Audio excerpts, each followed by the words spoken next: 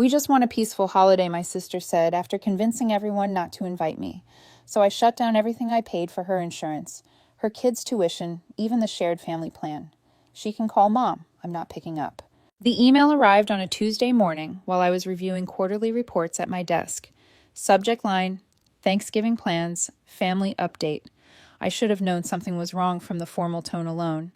Our family group chats were usually chaotic strings of emojis and half-finished sentences, not carefully worded announcements sent from my mother's email address. After careful consideration and discussion with everyone involved, we've decided that this year's Thanksgiving will be kept small and intimate. We hope you understand that sometimes families need time to reconnect without added stress. We'll miss you and hope to see you at Christmas. I read it 3 times before the words actually sank in.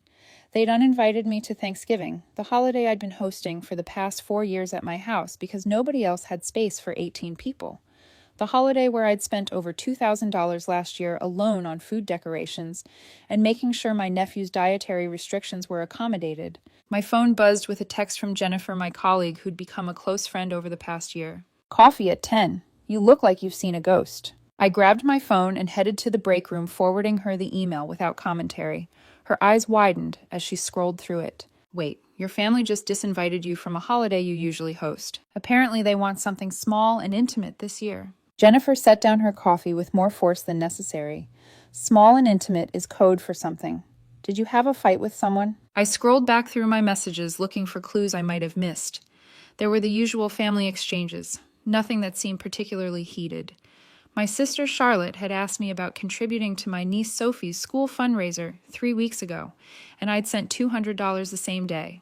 My mother had called last month asking if I could help her figure out her new tablet, and I'd driven over on a Saturday morning to set it up. Everything seemed normal. Then I saw it. A group chat I wasn't part of, visible only because my Aunt Paula had accidentally screenshotted it and sent it to the wrong thread before quickly deleting it. I'd seen it for maybe 5 seconds before it disappeared, but the preview had shown Charlotte's name and the words she always makes everything about her. Anyway, that had been 2 weeks ago. I convinced myself I'd misread it in that brief glimpse. My hands shook as I typed out a response to my mother's email. Then I deleted it. Typed another one. Deleted that too. Finally, I just wrote, "Okay, hope you all have a nice time." Jennifer watched me with concern. "You're just accepting this after everything you do for them. What else am I supposed to do? Show up uninvited and make a scene?" "No, but you could at least ask what's going on. This is bizarre behavior." I wanted to. Every part of me wanted to call my mother and demand an explanation. But there was something in the careful wording of that email, the way it felt rehearsed and coordinated, that told me this wasn't a miscommunication or an oversight. This was intentional. 3 days passed. Nobody called to explain. Nobody texted to check in. The family group chat continued with plans about who was bringing which dishes, what time everyone should arrive, whether they should do potluck style or have Charlotte's husband Eric grill a turkey. I watched it all unfold in real time, a silent observer to my own exclusion. On Friday evening, my mother finally called. I stared at her name on my screen for 4 rings before answering. "Sweetheart, I got your email response. I wanted to make sure you understood that this isn't personal." "How is uninviting me to Thanksgiving not personal, Mom?" She sighed, and I could picture her rubbing her temple the way she did when she was stressed. "Charlotte thought it would be better this way. She's been having a really hard time lately, with the kids and everything with Eric's job situation, and she just felt like having a quieter celebration would be less overwhelming." Charlotte doesn't even host Thanksgiving.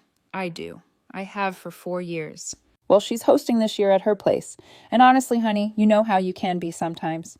You have very specific ideas about how things should go, and Charlotte just wanted something more relaxed. The words hit me like a physical blow. How I can be. Mom, I spend weeks planning that dinner to make sure everyone's comfortable. I bought a separate turkey breast last year because Sophie doesn't like dark meat. I made 3 different vegetable sides because Dylan won't eat anything green. How is that making it about me? You're getting defensive, which is exactly what Charlotte was worried about. Look, it's just one holiday. We'll all be together at Christmas. After we hung up, I sat in my apartment staring at the wall for an hour. The sun set outside my windows, and I didn't bother turning on the lights. My phone buzzed periodically with messages I didn't check. Jennifer had asked me a valid question. What else was I supposed to do? The answer came to me slowly, piece by piece, as I mentally cataloged everything I'd done for my family over the past 5 years. When Charlotte's transmission died 3 years ago, I paid for the repairs. $4,000 because she couldn't afford the $800 monthly payment on the new car she wanted, so I'd fix the old one instead. When Sophie needed braces last year, I covered half the cost because their insurance didn't pay enough. That was $3,000. I'd been paying for Charlotte's phone plan since she'd gotten married because Eric's credit was too poor to qualify for a good rate, and adding her to mine was easier. That was $35 a month for the past 6 years. I opened my laptop and started making a spreadsheet. The numbers were staggering. Charlotte's car insurance, which I'd added to my policy 2 years ago because it saved her money, $120 monthly. The kids' dental insurance, which I'd insisted on getting for them because Charlotte kept skipping their checkups, $45 monthly. Sophie's piano lessons, which I paid for directly to the instructor because Charlotte said they couldn't afford them, but I didn't want my niece to miss out on something she loved, $200 monthly. Dylan's soccer league fees and equipment, roughly $150 per season, 2 seasons a year. Then there were the one-time expenses. The new refrigerator when theirs broke last spring, $1,800. Sophie's birthday party last year at that trampoline place because Charlotte wanted to do something special, $600. Christmas presents for both kids that I'd supplemented because Charlotte's budget was tight, roughly $800 annually. The security deposit when they'd moved to a bigger apartment because Eric's parents wouldn't help, $3,000. Sophie's private school tuition supports $6,000 annually for the past 3 years, $18,000. The total came to just over $71,000 across 5 years. Over $71,000 for a family that had just uninvited me to Thanksgiving because I was too overwhelming and made everything about me. I closed my laptop and picked up my phone. My Aunt Paula had sent me a private message an hour ago. I don't know what happened between you and Charlotte, but I want you to know I think this whole thing is wrong. Your mother shouldn't have let Charlotte push her into this. If you want to talk, I'm here. I appreciated the sentiment, but talking wasn't going to change anything. They'd made their choice. They decided I was disposable, that my presence was negotiable, that whatever narrative Charlotte had spun about me was more important than showing me basic respect. I could accept that. What I couldn't accept was continuing to bankroll people who thought so little of me. Monday morning, I called my insurance company. The representative was cheerful and helpful. As I explained that I needed to remove someone from my policy. Of course. Is this a family member who's getting their own policy? Yes, exactly. She's got her own situation now. Doesn't need to be on mine anymore. Perfect. I can process that today, and the change will take effect on the 1st of next month. You should see a decrease in your premium since you'll only be covering your own vehicle and liability. Charlotte's car insurance canceled. Her policy would lapse in 3 weeks unless she set up her own coverage. Given Eric's driving record and their zip code, I estimated she'd be paying about twice what my family discount had been giving her. Next was the phone plan. That was even easier. A simple call to customer service, a request to remove a line, and it was done. Charlotte's phone would stop working at the end of the billing cycle in 2 weeks. The dental insurance required a form, but the insurance company had it on file. I filled it out during my lunch break, removing both Sophie and Dylan from my supplemental plan. They'd still have whatever basic coverage Eric's job provided, but the good dentist they'd been seeing didn't take that insurance. They'd have to find someone else or pay out of pocket. Then I called Sophie's piano teacher. Mrs. Patricia Morgan had been teaching kids in our neighborhood for 30 years, and she was exactly as kind as you'd expect from someone who dedicated her life to sharing music with children. Oh, I'm so sorry to hear Sophie will be stopping lessons. She's made such wonderful progress this year. Should I send the final invoice to Charlotte then? Yes, please. I won't be covering the costs going forward, so she'll need to arrange payment directly with you. There was a pause on the line. I see. Well, I do hope Charlotte will continue with the lessons. Sophie has real talent. I hope so too, actually. But that was Charlotte's responsibility now, not mine. Dylan's soccer league was trickier because I'd prepaid for the fall season, but I sent an email to the coordinator explaining that I wouldn't be covering the winter or spring seasons. The coordinator responded with disappointment, but understanding, mentioning that they had a scholarship fund if finances were an issue for the family. The biggest item was the tuition support. Sophie attended a private school that cost $18,000 annually. Charlotte and Eric paid $12,000 themselves, stretching their budget to the breaking point to do it. I'd been covering the remaining $6,000 because I believed in giving my niece every advantage. I called the school's billing office and explained that I'd been helping with tuition, but would no longer be able to continue that support. I understand circumstances changed, the registrar said, professional but concerned. We'll need to notify the family that the balance will be their responsibility going forward. Does the family know you're discontinuing this support? They will when they receive your notification. All right. I should mention that if the tuition isn't paid in full, we typically work with families on payment plans, but if arrangements can't be made by the end of the semester, enrollment for the spring term could be affected. That's between you and the family. I'm no longer involved. I hung up feeling dizzy. This was really happening. I was actually doing this. The family group chat had been quiet most of the day, but around 3 o'clock, messages started coming in. Charlotte had shared photos of the kids at the park. My mother cried when she saw me pulling me into a hug that lasted longer than comfortable. Eric nodded at me from across the room, not quite friendly but not hostile either. A truce, perhaps. Dinner itself was easier than I'd expected. Paula had seated us strategically, putting me between my father and aunt, giving Charlotte and me physical space while keeping us at the same table. The food was good. The conversation stayed light, and nobody mentioned Thanksgiving or money or any of the landmines that had defined the past 2 months. After dinner, while the kids were playing with their new toys in Paula's basement, Charlotte found me in the kitchen doing dishes. "Can I help?" "Sure." We washed and dried in silence for a few minutes before she spoke again. "I know things aren't fixed between us, but I want you to know I'm trying. I'm working on not letting my insecurity turn into resentment. I'm working on not trying to fix everyone's problems with money. We both have work to do." Then I handed her a wet plate. "Yeah, we do." The drive home that night, I felt lighter than I had in months. Not happy exactly, but less burdened. The boundary I'd set had been painful and messy and had damaged relationships that might never fully recover. But it had also forced everyone, including me, to confront patterns that had been unhealthy for years. Jennifer called the next morning to hear how it went. "So are you back to being the family ATM?" "No. Charlotte knows that's done. We're starting from scratch, figuring out what our relationship looks like when it's not built on me bankrolling her life." "Good, you sound better." "I feel better. Still guilty about some of it, but better." In January, my father paid me the remaining $500 he owed. Charlotte sent me a text asking if I wanted to get coffee, just the two of us. We met at a cafe halfway between our places and talked for 2 hours about everything except money. She told me about Sophie's new friend at school, about Dylan's obsession with space, about how she was thinking of going back to school herself for a nursing degree. I told her about a promotion I was up for at work, about the trip to Ireland I was planning for spring, about the volunteer work at the community center that I'd continued after Thanksgiving. It wasn't the relationship we had before, but it might become something more honest. Sophie's school sent me a thank you card in February. Apparently, Charlotte had mentioned during a parent conference that I'd previously helped with tuition, and the principal wanted to express gratitude for my support of Sophie's education. The card sat on my refrigerator for weeks, a reminder of both my generosity and my limits.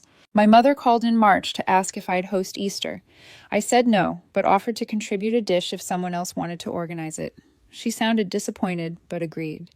Eric's parents ended up hosting, and I brought a lemon cake that everyone complimented. The family group chat remained active, but the dynamic had shifted.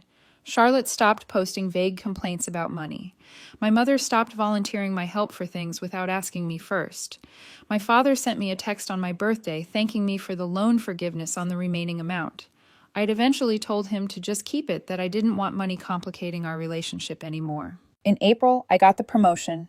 Jennifer took me out to celebrate, and over champagne, she asked me if I regretted how I'd handled everything. Sometimes I wish I'd set boundaries earlier before it got to the point where I had to burn everything down to make a point. But I don't regret standing up for myself, even though it hurt people. Staying in that pattern would have hurt me more in the long run. By summer, Sophie was back in piano lessons. Charlotte had found a community program that was cheaper than Mrs. Morgan's rates, and Sophie seemed happy enough with a new teacher. Dylan had rejoined soccer through a scholarship program the league offered. Eric had gotten a better job with actual benefits, and their financial situation had stabilized somewhat. We weren't back to how we'd been, and we never would be. The foundation had cracked too severely for that, but we were building something new in its place, something where I wasn't responsible for solving everyone's problems, and they weren't comfortable excluding me when I became inconvenient. My Aunt Paula told me privately that I'd done the whole family a favor, even if they couldn't see it yet. Charlotte needed to learn she couldn't treat you like a backup plan. Your mother needed to learn she couldn't enable Charlotte at your expense, and you needed to learn that you're allowed to say no. She was right. The whole situation had been a brutal education for everyone involved. One evening in late July, about 8 months after the infamous Thanksgiving email, Charlotte called me unexpectedly. "Hey, are you free? Next weekend, Eric's parents are taking the kids camping, and I thought maybe we could do something. Just us. Maybe drive out to that vintage market you're always talking about." Just us. Just us. No kids, no husbands, no mom hovering and trying to orchestrate bonding. Just sisters hanging out. I smiled despite myself. Yeah, I'd like that. Cool. And listen, I was thinking about next Thanksgiving. Would you want to co-host with me? Split the cost, split the work, actually do it together this time instead of you doing everything while I just show up. Something in my chest loosened. I'd like that too. After we hung up, I sat on my balcony with a glass of wine watching the summer sunset paint the sky in shades of orange and pink. The past year had been one of the hardest of my life, full of confrontation and boundaries and uncomfortable truths. But I'd survived it. More than that, I'd learned that my presence in my family's life had value beyond my bank account, that I deserved to be included not because I was useful, but because I mattered. The road to that realization had been expensive in every sense of the word, financially, emotionally, relationally. But sitting there watching the sun disappear behind the buildings, I couldn't quite bring myself to regret the journey. My phone buzzed with a text from the family group chat. Sophie had sent a video of herself playing a new song on the piano, her face bright with concentration and joy. Charlotte's message appeared below it. So proud of this kid. I added a heart emoji to the message and set down my phone. Things weren't perfect. They might never be perfect, but they were honest now, and that was worth something. That was worth everything. Dot commented with heart emojis. Eric's mother, who'd been added to the chat last year, posted something about bringing her famous green bean casserole to Thanksgiving. I muted the chat and got back to work. That evening, I went through my financial records more carefully. There were other things I'd forgotten about. I'd lent my father $2,000 4 years ago to cover a car repair when he was between jobs. He paid back half and then stopped mentioning it. I'd never pushed because he was my father, and it seemed petty to demand money from family. I sent him a polite email. "Hi, Dad. I've been going through my finances and realized you still owe me $1,000 from that loan in 2021. I understand if you need to make payments, but I'd appreciate if we could set up a schedule to repay the balance." My mother's tablet, the one I'd spent a Saturday setting up, had been purchased on my Amazon account with the understanding that she'd pay me back. She'd given me $200 of the $500 cost and then forgotten about the rest. I sent her a Venmo request for $300 with the no tablet balance from October 2024. Then there was the family Netflix account, the Spotify family plan, and the Amazon Prime membership that I paid for and shared with everyone. I changed all the passwords and removed every family member except myself. I felt sick doing it. My hands actually trembled as I clicked the buttons and filled out the forms. This wasn't who I was. I'd never been the person who kept score or demanded reciprocity for generosity. I'd helped my family because I loved them, and because I could afford to, and because seeing them struggle when I had resources felt wrong. But they'd made it transactional by treating my presence, my actual self, as negotiable. They'd reduced me to a checkbook, someone useful for financial support, but not important enough to include in family gatherings. Jennifer called that evening to check on me. "How are you holding up?" I canceled everything. The insurance, the phone plan, the tuition, support, all of it. Good. What did they say? Nothing yet. Most of it won't take effect for a couple weeks. The phone plan ends mid-November. The insurance on the last day of the month. The school will notify them about the tuition within a few days. They're going to lose their minds. Probably. I'm kind of terrified, actually. But you couldn't keep funding people who don't want you around. You're doing the right thing. I know it doesn't feel like it, but you are. The first response came on Wednesday morning. Not a call, not a message to me personally, but a post in the family group chat that I'd unmuted out of morbid curiosity. Charlotte's message appeared at 9:47 a.m. "Can someone explain why Sophie's school just sent us a bill saying we owe the full tuition balance? They said the person who was covering part of it withdrew their support. Mom, Dad, did you know about this?" My mother responded within minutes. "What? No, we don't pay Sophie's tuition. Charlotte, how much are they saying you owe?" $6,000 by the end of December, or she can't enroll for spring semester. Where the hell is this coming from? I watched the dots appear and disappear as multiple people typed and deleted messages. Finally, my father chimed in.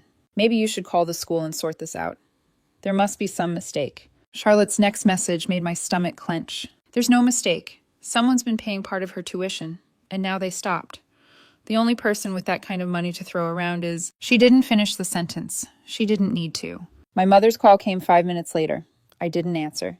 She called again. I declined it. Then came the text messages. We need to talk about what's going on with Sophie's school. Please call me back. This isn't funny. Whatever you're upset about punishing a 9-year-old isn't the answer. Your sister is beside herself. Please pick up the phone. I turned off my notifications and went to a meeting. When I came back an hour later, there were 7 missed calls from my mother. 3 from Charlotte, 2 from my father, and a long text message from Eric that I had to scroll through twice to believe was real. I don't know what my wife did to piss you off, but taking it out on our kids is a new low. Sophie loves that school. She has friends there. She's thriving academically. If you're mad at Charlotte, be an adult and talk to her instead of sabotaging our daughter's education. This is petty and vindictive, and honestly, I expected better from you. I stared at that message for a long time. The audacity of it was almost impressive. I'd spent $6,000 every year to keep his daughter in a school he couldn't afford, and now I was petty for stopping. I typed out a response. I'm not sabotaging anything. I simply can't afford to cover expenses for people who don't want me in their lives. Sophie's education is important, which is why her parents should prioritize paying for it. His response was immediate. What are you talking about? Nobody said we don't want you in our lives. The Thanksgiving email said otherwise. If I'm too overwhelming to have at family holidays, I'm too overwhelmed to maintain my current level of financial support. It's really that simple. The dots appeared and disappeared for a full minute before his next message arrived. That's what this is about. Charlotte just wanted a calm holiday for once without all the drama. You're really going to hold that against a kid. I'm not holding anything against Sophie. I'm making financial decisions based on my circumstances, just like Charlotte made social decisions based on hers. Everyone has to live with their choices. I blocked his number after that. My phone was buzzing constantly now, a swarm of incoming messages that I couldn't bring myself to read. I knew what they'd say. I was cruel. I was selfish. I was punishing children for adult disagreements. I was making everything about me again somehow. The next morning, my phone plan notification reminded me that Charlotte's line would be disconnected in 1 week. I felt a small, mean surge of satisfaction before the guilt crushed it. This wasn't me. I didn't enjoy hurting people.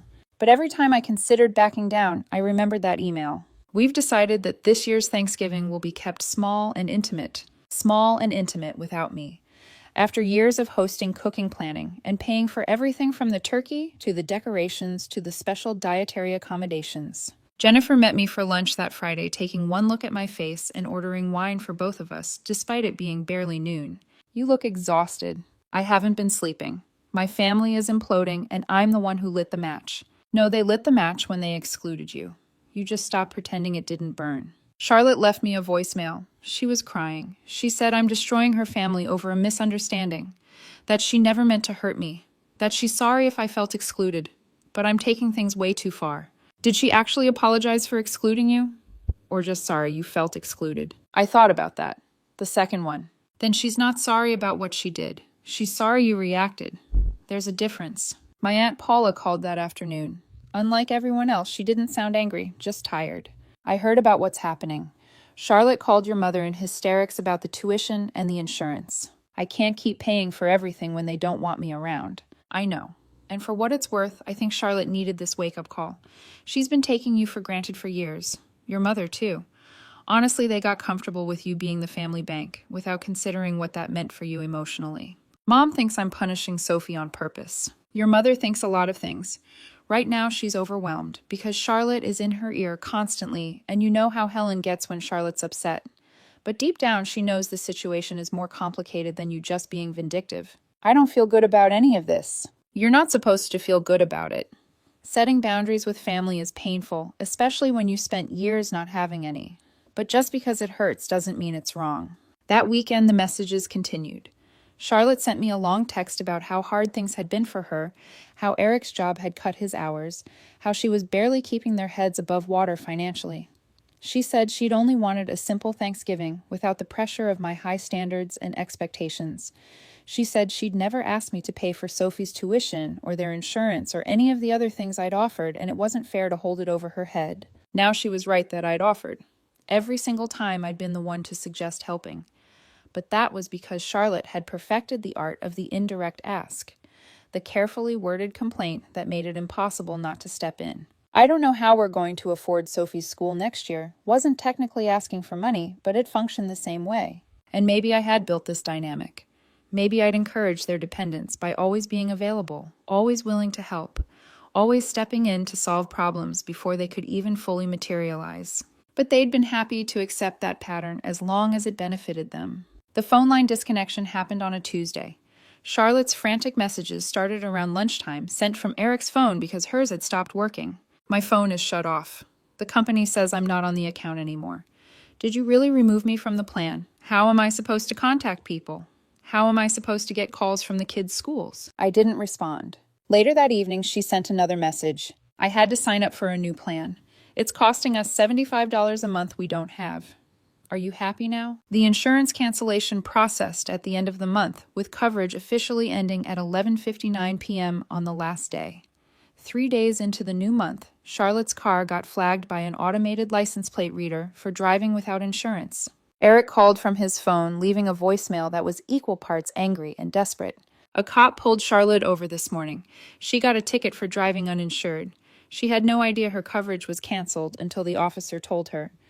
The ticket is $500 and she has to prove she has insurance by next week or her license gets suspended. We have 2 kids who need to get to school. I need to get to work. How could you do this without even warning us? My mother's voice message came an hour after Eric's. Please call me back. I know you're angry, but this has gone too far. Charlotte is having a panic attack. She can't afford to lose her license. She can't afford any of this. Whatever happened between you two, this isn't the way to handle it. Please. I listened to every message. I didn't delete a single one. Then I poured myself a glass of wine and sat on my balcony watching the city lights flicker in the distance. Jennifer had asked me what else I was supposed to do. I still didn't have a perfect answer to that question, but I knew what I wasn't going to do anymore. I wasn't going to absorb my family's financial burdens while they treated my presence as optional. I wasn't going to fund their lifestyle while they gossiped about me in group chats I wasn't included in. I wasn't going to be the bank that was always open but never invited to family dinners. Thanksgiving was next week. I'd already made plans to volunteer at a soup kitchen downtown, something I'd wanted to do for years, but never had time for because I was too busy brining turkeys and making 3 kinds of pie and setting elaborate table settings that nobody really cared about except me. My father finally called. His voice was different from the others, less accusatory, more confused. Kiddo, I got your email about the loan. I know I owe you that money. I should have paid it back already. I'll send you what I can. But I need to ask you something. What's really going on here? Your mother says you're trying to financially destroy Charlotte over a holiday invitation. That doesn't sound like you. They invited me to Thanksgiving, Dad. After I hosted for 4 years, after I spent thousands of dollars making sure everyone was comfortable, they didn't even tell me to my face. Just sent a group email about wanting something small and intimate and hoped I'd understand. He was quiet for a moment. That's why you're cutting off the money. I'm not cutting them off to be cruel. I'm making a choice about where my resources go, and I can't keep funding people who make it clear they don't value having me around. Charlotte says she never asked you for any of that money. She didn't have to ask. She just had to complain about being broke in front of me and wait for me to offer. It was a system that worked great for everyone until I decided to stop participating. You're right that Charlotte took advantage. Your mother and I both knew that. But walking away from Sophie's tuition right in the middle of the school year seems harsh. Harsher than uninviting me to a family holiday via email. He sighed. No, but 2 wrongs don't make a right. This isn't about right or wrong anymore, Dad. It's about me deciding I'm worth more than being a checkbook that gets excluded from family events. If that makes me the villain, I can live with that. After we hung up, I cried for the first time since the whole thing started. Not delicate tears, but the ugly, body-shaking kind that leaves you hollowed out and exhausted. I cried for the family dinners that would never happen, for the relationship with my niece and nephew, that might be permanently damaged, for the version of myself that had believed unconditional generosity would earn unconditional love. My mother tried calling twice more that week. I didn't answer. She left voicemails that progressed from pleading to frustrated to angry and back to pleading. The last one came the day before Thanksgiving. I don't understand how we got here. Charlotte made a mistake with that invitation. Yes, but she's apologized. She wants to make things right. But you're being so stubborn and honestly so cruel. Those children don't deserve this. Please just come to Thanksgiving tomorrow. We can work everything else out, but don't let this rift get any bigger. Call me back. I deleted the voicemail without responding. Thanksgiving morning, I woke up early and drove downtown to the community center where I'd signed up to volunteer. The organizers put me on serving duty, ladling mashed potatoes and green beans onto plates for a steady stream of people who thanked me with genuine warmth. An older woman with kind eyes told me I had a beautiful smile. A little boy asked if he could have extra rolls, and I gave him 4. Around 2 o'clock, during a lull in service, I checked my phone. The family group chat had been active all morning. Photos of the dinner preparation, Charlotte's kids helping Eric set the table, my mother's contribution of homemade cranberry sauce. They looked happy, small and intimate, just like they'd wanted. There was one message directed at me, posted an hour ago by Charlotte. I know you're not here, but I want you to know we miss you. I'm sorry for how everything happened. I hope you can forgive me eventually. I stared at that message for a long time. It was the closest thing to a real apology I'd gotten, but it still didn't acknowledge what she'd actually done wrong. Missing me now didn't change the fact that she hadn't wanted me there in the first place. Being sorry for how everything happened was passive voice nonsense that avoided taking responsibility. I turned off my phone and went back to serving food. December arrived with a cold snap that frosted the windows and made the city look clean and magical. My mother sent me a check for $300 with a note. I should have paid you back when I said I would. My father transferred $500 with a promise that the other $500 would come after his next paycheck. Charlotte's messages became less frequent and more resigned. She'd figured out the insurance situation, though her new rates were eating into their budget significantly. Sophie's school had worked out a payment plan for the remaining tuition, but Charlotte mentioned having to cut back on other expenses to make it work. Dylan's soccer was on hold for the winter season. Sophie's piano teacher called me directly in mid-December. I almost didn't answer, but curiosity got the better of me. Hello, dear. I wanted to let you know that Sophie had her last lesson this week. Charlotte called to let me know they can't afford to continue right now. My chest tightened. I see. I offered to reduce my rate, but Charlotte said they need to focus on the school tuition. I just thought you should know. Sophie cried when she played her last piece for me. She's such a talented child. After we hung up, I sat at my kitchen table feeling like the worst person in the world. Sophie losing piano lessons was a direct result of my choices.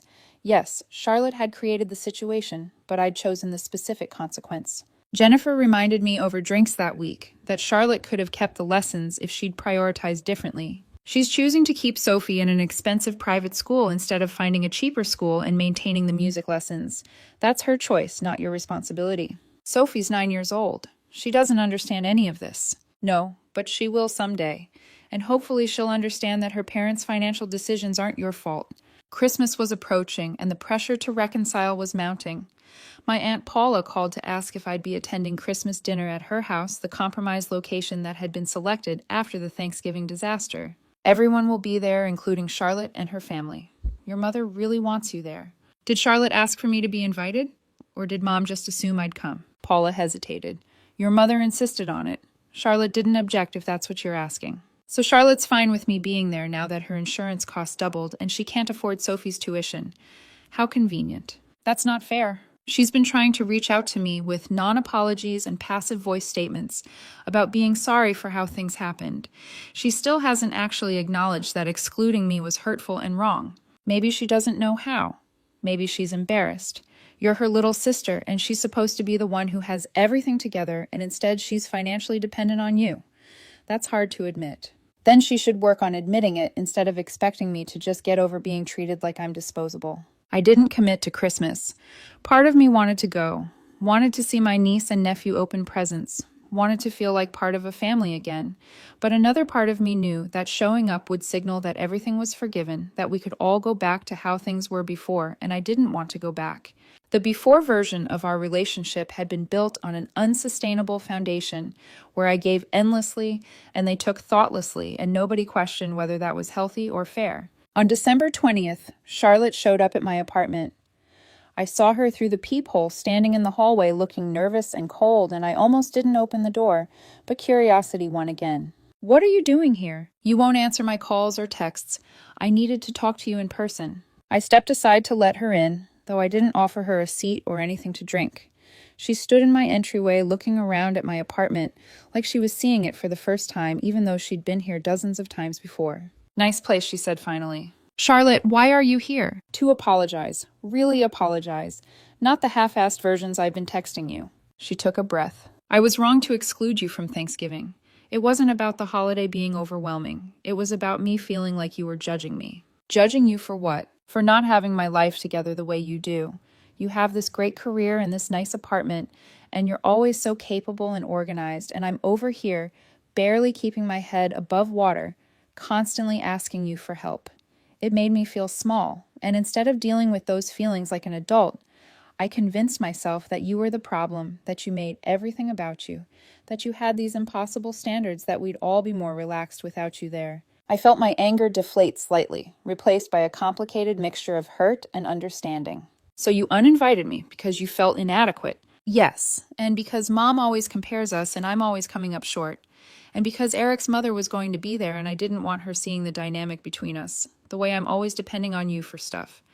I wanted one holiday where I felt like I had my life together, by excluding me. By excluding you, which was cruel and stupid, and I'm sorry. Really genuinely sorry. Not sorry you felt bad, but sorry that I did something intentionally hurtful, because I was in my own head about my insecurities. It was the apology I'd wanted, and hearing it felt both validating and exhausting. Thank you for saying that. I also need you to know that I never intended to take advantage of you financially. Every time you offered to help, it felt like a gift. I didn't realize I was building my whole life around expecting those gifts to keep coming. That's on me. I should have been more aware. You should have. But I also should have set boundaries instead of just giving and giving until I resented you. We stood there in awkward silence for a moment. Finally, Charlotte said, I don't expect you to start paying for things again. I know I screwed that up. We're figuring it out on our own. Eric picked up some extra shifts and we're making the tuition payments work. Sophie's devastated about piano, but we'll get her back into it eventually. The guilt surged again, but I pushed it down. That's good that you're figuring it out. Will you come to Christmas? I miss you. The kids miss you, and I want to try to fix this if you'll let me. I'll think about it. After she left, I called Jennifer and recounted the conversation. She listened quietly, then asked the question I'd been avoiding. Do you believe her? I believe she's sorry. I believe she felt insecure. I don't know if that's enough. Enough for what? To go back to how things were. You can't go back. That version of your relationship was broken. But you could build something new, something with actual boundaries this time. I thought about that for days. On Christmas Eve, I texted my mother. I'll be at Paula's tomorrow. I'm bringing dessert. Her response was immediate and effusive. Oh, sweetheart, I'm so happy. We've all missed you so much. See you tomorrow. Christmas Day was awkward at first. Charlotte and I circled each other carefully. Too polite, making too much effort to include each other in conversations. Sophie ran up and hugged me the moment I arrived, chattering about school and her friends and how she hoped Santa would bring her roller skates. Dylan followed more cautiously, giving me a shy smile before showing me the Lego set he'd gotten. Eric's parents were there, along with a few extended relatives I didn't see often. The house was loud and warm and smelled like cinnamon and roasted meat. For a while, it almost felt normal. Dinner was served, and we all sat around the long table Paula had set up in the dining room. Charlotte caught my eye a few times, offering tentative smiles. My mother kept finding excuses to touch my arm or shoulder as she passed behind my chair, like she was reassuring herself that I was really there. After dinner, while the kids were occupied with their new toys, my mother cornered me in the hallway. I'm so glad you came, she said softly. This means so much to me. I'm here, I replied. That doesn't mean everything is fixed. She flinched slightly, but nodded. I know, I don't want to lose my family. I didn't either, I said more gently than I felt. Charlotte joined us a few minutes later, looking nervous. Can we talk? She asked. We stepped into the guest bedroom and closed the door. She leaned against the dresser, twisting her hands together. I meant what I said the other night, she began. I know I hurt you. I know I messed up. I'm not asking you to go back to paying for things or fixing our problems. I just want a chance to be sisters again. I want that too, I said, but it has to be different. I know, she said quickly. It has to be different. There was an awkward pause, then she laughed softly. This is weird, isn't it? It is. But maybe weird is better than how it was. Maybe I agreed. The rest of the evening passed without incident. We opened presents, played board games, and watched the kids collapse into sugar-fueled giggles. When it was time to leave, Sophie hugged me again and whispered, I'm really glad you came. Driving home that night, I felt drained but cautiously hopeful. Nothing was magically resolved, but the open hostility had softened into something more manageable, something that might, with time and effort, turn into a healthier version of what we'd lost. January came quietly. My father sent me the remaining $500 he owed, along with a short text, apologizing for taking so long to repay it. I thanked him and meant it. Charlotte and I texted occasionally, mostly about neutral things. Recipes a show, we'd both watched photos of the kids. We avoided money entirely. My mother seemed to be trying too. She asked before assuming I'd help with things. She stopped volunteering my time or resources without checking with me first. It wasn't perfect, but it was progress. In April, Jennifer and I celebrated my promotion with dinner at a new restaurant downtown. Halfway through dessert, she leaned back in her chair and studied me. "You look lighter," she said. "I feel lighter," I admitted. "Still sad sometimes, still guilty, but lighter." "Do you regret it?" she asked. I considered the question carefully. "I regret that it had to get so bad before anyone paid attention," I said slowly. "I regret that the kids got caught in the middle. But I don't regret standing up for myself.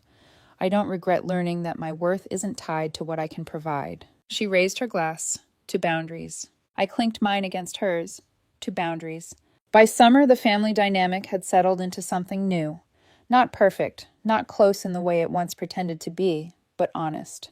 Charlotte and Eric were managing on their own. Sophie was thriving at school. Dylan was back in soccer through the scholarship program. I was still part of the family, but I was no longer the safety net underneath everyone else's lives. And for the first time in years, that felt okay. I spent more time traveling, more time with friends, more time doing things simply because I wanted to. I volunteered regularly at the community center, finding a quiet satisfaction in helping people who didn't expect anything from me beyond the moment. One afternoon in late summer, my Aunt Paula called me. "I wanted you to know," she said, "that I'm proud of you." "For what?" "For choosing yourself. It wasn't easy, and it wasn't pretty, but it was necessary." "Thank you," I said, my throat tightening. "Your family is better for it, even if they don't all realize it yet." I thought about that after we hung up. The past year had changed me. It had stripped away illusions I didn't know I'd been carrying and forced me to confront uncomfortable truths about love, obligation, and self-worth. It had cost me money, peace, and a certain version of my family that I'd clung to for too long. But it had also given me something invaluable, the knowledge that I was allowed to say no, that generosity without boundaries wasn't kindness, and that being included in someone's life should never be conditional on what I could give them. I wasn't the family ATM anymore. I was just me. Christmas Day was awkward at first. Charlotte and I circled each other carefully. Too polite, making too much effort to include each other in conversations. Sophie ran up and hugged me the moment I arrived, chattering about school and her friends and how she hoped Santa would bring her roller skates.